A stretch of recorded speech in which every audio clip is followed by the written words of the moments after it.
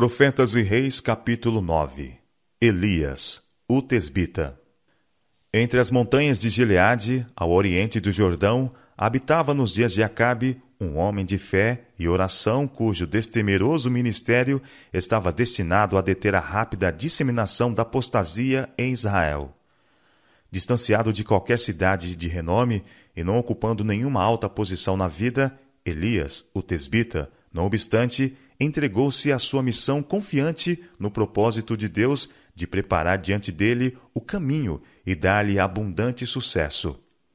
A palavra de fé e poder estava em seus lábios, e toda a sua vida estava devotada à obra da reforma. Sua voz era de quem clama no deserto para repreender o pecado e fazer refluir a maré do mal.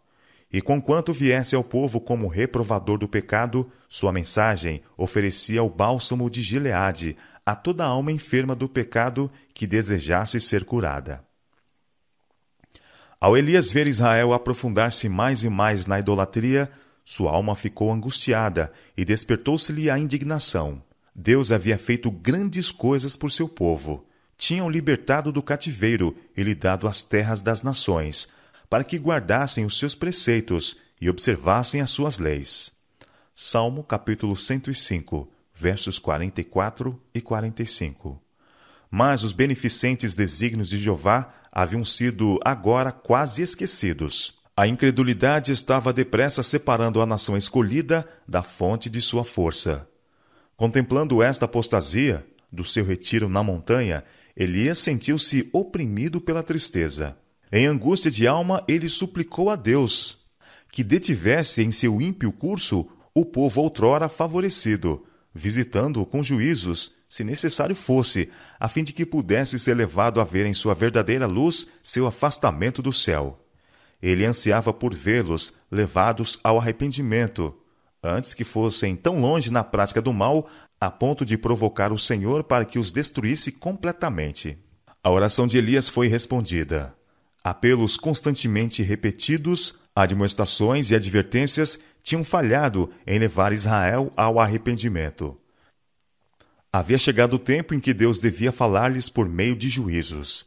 Visto que os adoradores de Baal declaravam que os tesouros do céu, o orvalho e a chuva, não vinham de Jeová, mas das forças que regiam a natureza, e que pela energia criadora do sol é que a terra era enriquecida e levada a produzir abundantemente, a maldição de Deus devia cair pesadamente sobre a terra corrompida. As tribos apóstatas de Israel dever-se-ia mostrar a loucura de confiar no poder de Baal por bênçãos temporais. Não deveria cair sobre a terra nem chuva nem orvalho, até que voltassem para Deus em arrependimento e o reconhecessem como a fonte de toda a bênção. A Elias fora confiada a missão de levar a Acabe a mensagem de juízo. Ele não procurou ser o mensageiro de Deus. A palavra do Senhor veio a ele. E cioso da honra da causa de Deus, não hesitou em obedecer à intimação divina, embora a obediência parecesse um convite à imediata destruição às mãos do ímpio rei. O profeta pôs-se a caminho sem detença e viajou dia e noite até alcançar Samaria. Chegando ao palácio, não solicitou ser admitido, nem esperou ser formalmente anunciado.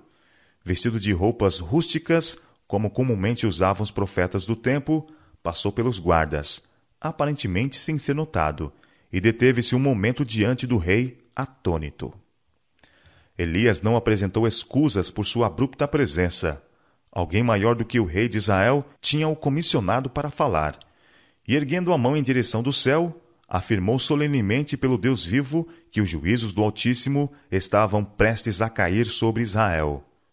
Vive o Senhor, Deus de Israel, perante cuja face estou, declarou ele, que nestes anos nem orvalho, nem chuva haverá, senão segundo a minha palavra. Foi somente pelo exercício da forte fé, no infalível poder da palavra de Deus, que Elias apresentou sua mensagem. Não possuísse ele implícita confiança naquele a quem servia e jamais teria aparecido perante Acabe. Em sua viagem para Samaria, Elias havia passado por correntes sempre a fluírem, montes cobertos de verdura, majestosas florestas que pareciam estar além do alcance da seca. Tudo em que seus olhos repousavam estava coberto de beleza. O profeta podia ter sido levado a duvidar de como poderiam essas fontes, que jamais cessaram de fluir, tornarem secas, ou esses montes e vales serem calcinados pela sequidão. Mas ele não deu lugar à incredulidade. Cria plenamente que Deus humilharia o apóstata Israel, e que mediante juízos eles seriam levados ao arrependimento. O decreto do céu tinha sido pronunciado. A palavra de Deus não poderia falhar. E com perigo da própria vida, Elias cumpriu destemidamente sua missão. Como um raio que partisse de um céu claro, a mensagem de juízo iminente caiu sobre os ouvidos do ímpio rei. Mas antes que Acabe pudesse recobrar-se de seu espanto ou arquitetar uma resposta, Elias desapareceu tão repentinamente como havia chegado, sem esperar testemunhar os efeitos de sua mensagem. E o Senhor foi perante ele, aplainando o caminho. Vai-te daqui e vira-te para o oriente, foi ordenado ao profeta, e esconde-te junto ao ribeiro de Querite, que está diante do Jordão, e há de ser que beberás do ribeiro, e eu tenho ordenado aos corvos que ali te sustentem. O rei procurou diligentemente, mas o profeta não foi achado. A rainha Jezabel, irada com a mensagem que tinha fechado os tesouros do céu, sem perda de tempo, confabulou com os sacerdotes de Baal, os quais se lhe uniram em amaldiçoar o profeta e desafiar a ira de Jeová. Não obstante seu desejo de encontrar aquele que havia pronunciado a palavra de calamidade, estava-lhes destinado o desapontamento.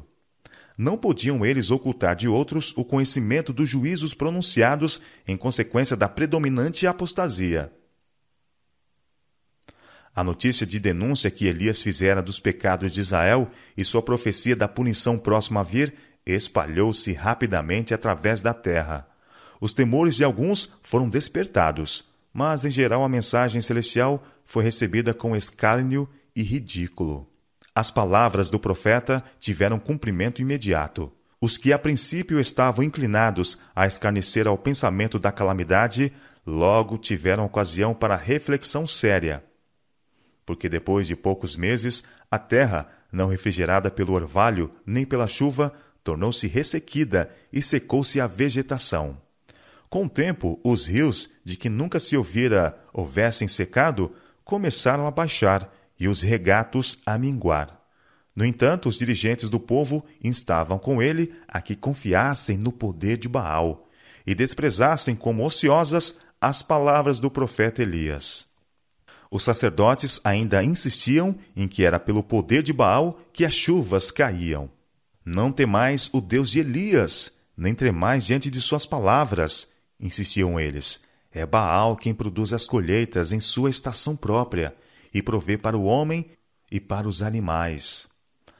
A mensagem de Deus a Acabe deu a Jezabel e seus sacerdotes, bem como a todos os seguidores de Baal e Astarote, a oportunidade de provar o poder de seus deuses, e, se possível, que a palavra de Elias era falsa.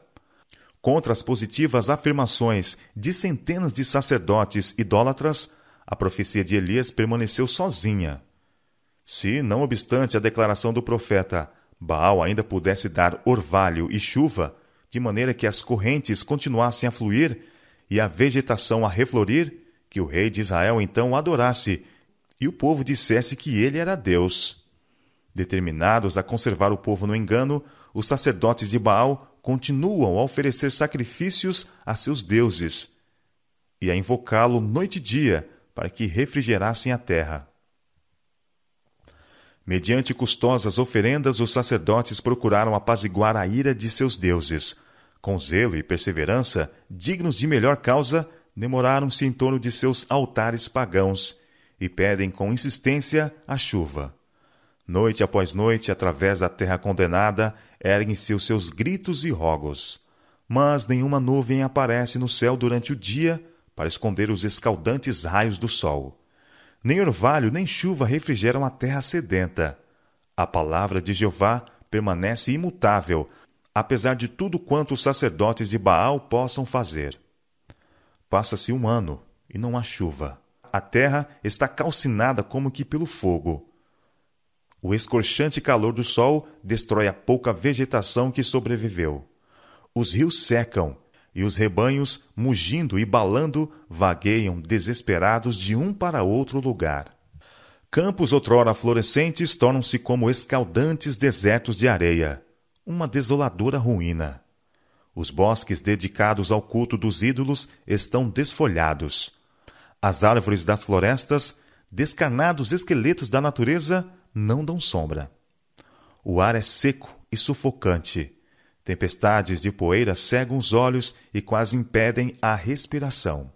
Cidades e vilas, outrora próspera, tornam-se lugares de lamento. Fome e sede atingem homens e animais com terrível mortalidade. A inanição, com todos os seus horrores, aproxima-se cada vez mais. Não obstante essas evidências do poder de Deus, Israel não se arrependeu nem aprendeu a lição que Deus intentava ensinar-lhes.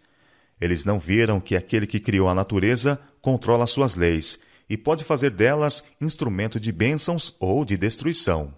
Presumidos, enamorados de seu falso culto, não se dispunham a humilhar-se debaixo da potente mão de Deus e começaram a refletir em busca de alguma outra causa a qual atribuir seus sofrimentos.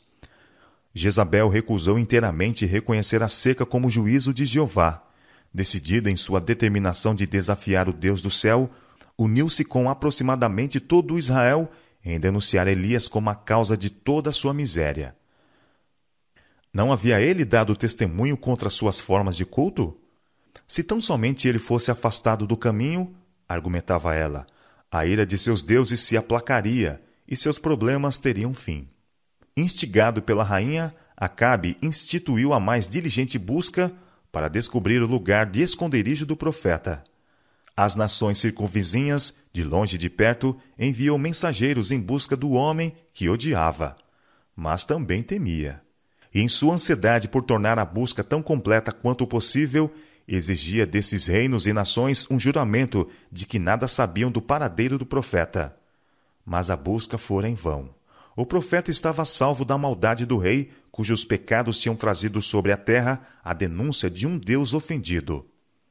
Fracassando em seus esforços contra Elias, Jezabel determinou vingar-se matando todos os profetas de Jeová em Israel. Nenhum devia ser deixado vivo. A enfurecida mulher executou seu propósito no massacre de muitos servos de Deus. Nem todos, entretanto, pereceram.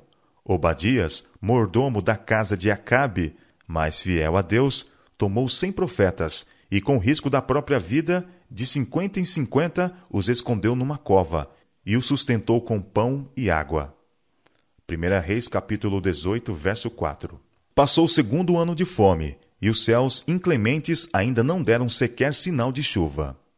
A sequidão e a fome continuavam sua devastação através do reino. Pais e mães, impotentes para aliviar os sofrimentos de seus filhos, eram forçados a vê-los morrer. Ainda assim, o apóstata Israel recusou humilhar o coração perante Deus e continuou a murmurar contra o homem, por cuja palavra esses terríveis juízos haviam sido trazidos sobre eles. Pareciam incapazes de discernir em seus sofrimentos e angústias um chamado ao arrependimento, uma interposição divina para salvá-los de dar o passo fatal para além dos limites do perdão do céu. A apostasia de Israel era um mal mais tremendo que todos os horrores multiplicados da fome. Deus estava procurando libertar o povo de seu engano e levá-los a compreender sua responsabilidade para com aquele a quem devia a vida e todas as coisas. Estava procurando ajudá-los a recobrar sua fé perdida, e era necessário trazer sobre eles grande aflição. Desejaria eu, de qualquer maneira, a morte do ímpio? Diz o Senhor Jeová. Não desejo antes que se converta dos seus caminhos e viva? Lançai de vós todas as vossas transgressões com que transgredistes, e criai em vós um coração novo e espírito novo. Pois por que razão morreríeis, ó casa de Israel? Porquanto não tomo prazer na morte do que morre, diz o Senhor Jeová. Convertei-vos, pois, e vivei. Convertei-vos dos vossos maus caminhos. Pois por que razão morrereis, ó casa de Israel? Ezequiel capítulos 18, versos 23 e 31 e 32, e capítulo 33, verso 11. Ezequiel capítulo 18. verso 23, 31 e 32. E capítulo 33, verso 11. Deus havia enviado mensageiros a Israel com apelos para que retornasse à sua fidelidade. Tivessem eles aceito esses apelos, houvessem retornado de Baal para o Deus vivo, e a mensagem de juízo de Elias jamais teria sido dada. Mas as advertências que deviam ter sido um cheiro de vida para a vida, provou-se-lhes um cheiro de morte para a morte. Fora ferido o seu orgulho, sua ira suscitada contra os mensageiros, e agora devotavam intenso ódio ao profeta Elias. Se ele tão somente lhes tivesse caído nas mãos, alegremente tê-lo-iam entregue a Jezabel, como se fazendo calar sua voz, pudessem obstar o cumprimento de suas palavras. Em face da calamidade, continuaram firmes na idolatria. Estavam assim aumentando a culpa que havia trazido juízos do céu sobre a terra. Para o ferido Israel, só havia um remédio: afastarem-se dos pecados que haviam atraído sobre eles a mão punidora do Onipotente e tornarem-se para o Senhor com inteiro propósito de coração. A eles fora dada a certeza: se eu cerrar os céus e não houver chuva, ou se ordenar aos gafanhotos que consumam a terra, ou se enviar a peste contra o meu povo, e se o meu povo que se chama pelo meu nome se humilhar e orar e buscar a minha face e se converter dos seus maus caminhos, então eu os ouvirei dos céus e perdoarei os seus pecados e sararei a sua terra. 2 Crônicas, capítulo 7, versos 13 e 14. Foi para fazer que chegasse a este bendito resultado que Deus continuou a reter deles o orvalho e a chuva, até que tivesse lugar uma decidida reforma.